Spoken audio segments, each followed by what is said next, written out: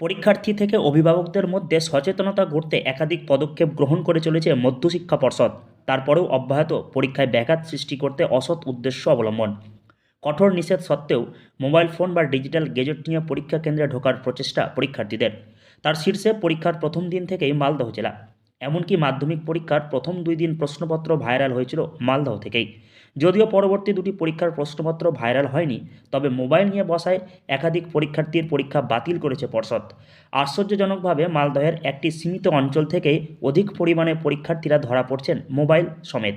English বাজার, rural, Kaliachak এই ব্লকগুলো আমি আজকে ঘুরেছি। 5টা স্কুল ভিজিট করেছি।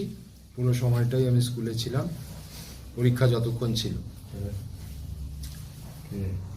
Enayetpur high school, Raygram high school, Panchkoritola high school, Bangitola high school,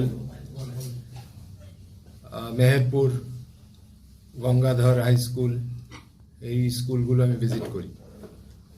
আপনারা জানেন এই অনেকগুলো স্কুলেই বিভিন্ন ইস্যুজে এই স্কুলগুলোর নাম উঠে এসছে গত কয়েকদিনে মাধ্যমিক পরীক্ষা চলাকালে। ভূগোল পরীক্ষায় প্রথম স্মার্ট ওয়াচ সহ এক পরীক্ষার্থীকে হাতে নাতে পাকড়াও করা হয়েছে। তার পরীক্ষাও বাতিল করা হয়েছে। ভূগোল পরীক্ষার দিন গোটা রাজ্য জুড়ে মোট 8 জনের পরীক্ষা বাতিল হয়েছে। তাদের মধ্যে 7 জন মোবাইল ও 1 জন স্মার্ট ওয়াচ নিয়ে পরীক্ষা কেন্দ্রে ঢুকে পড়েছিল। 8 জনের মধ্যে 5 জন মালদহের। পরীক্ষা কেন্দ্রে ঢোকার সময় চেকিং করতে গিয়ে রাজ্য জুড়ে 25টি মোবাইল উদ্ধার হয়েছে। কিছু মোবাইল স্কুলের শৌচাগার থেকে উদ্ধার হয়েছে। কিউআর কোড এবারে মাধ্যমিক পরীক্ষা সুষ্ঠুভাবে সম্পন্ন করতে ব্যাপক সাফল্য এনেছে। তবে কিছু অসাধু চক্র বারবার মাধ্যমিক পরীক্ষা ভেস্তে দেওয়ার চক্রান্ত চালিয়ে যাচ্ছে বলে দাবি মধ্যশিক্ষা পর্ষদ সভাপতির।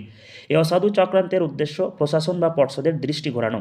কিন্তু পর্ষদ প্রথম দিন থেকেই সুষ্ঠুভাবে পরীক্ষা সম্পন্ন করতে একাধিক পদক্ষেপ নিয়ে চলেছে। মূলত নিশ্চয়ই কোনো না কোনোভাবে ঘটনাটা ঘটানো হচ্ছে। এখানে একটা পরিকল্পিত কোনো আইডিয়া আছে, কোনো উদ্দেশ্য আছে, এবং সেটা আমরা আমাদের পক্ষে তো সম্ভব নয়। বোর্ড হিসেবে আমরা আমাদের পরীক্ষা ব্যবস্থা সম্পর্কে যা যা বলবেন আমরা সবগুলো চেষ্টা করব সেগুলোকে ঠিক রাখার। কিন্তু যে জায়গাটা এই এডিটের জায়গাটা আসছে, কারণ আমরা কিউআর কোডটা ইন্ট্রোডিউস করেছি।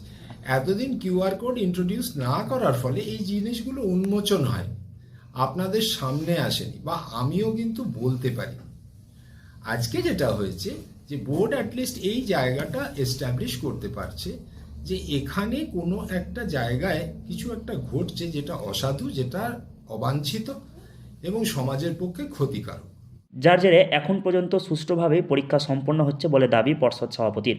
আগামীতে বাকি পরীক্ষাগুলো সুষ্ঠুভাবে সম্পন্ন করা এখন পর্ষদের মূল লক্ষ্য।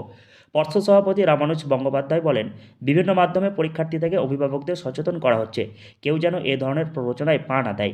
সুষ্ঠুভাবে পরীক্ষা সম্পন্ন করতে সকলকে যেন সহযোগিতার হাত বাড়িয়ে দেয়। মালদহ থেকে হরষিত সিংহ, লোকাল 18 বাংলা।